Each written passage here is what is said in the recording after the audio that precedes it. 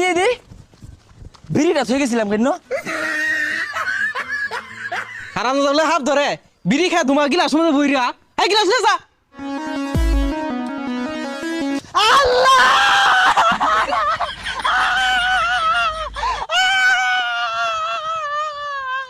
দেখছে বালা আকবার বইছি ইনু আইবিন বাজার লাগে। ও বেটা ও বেটা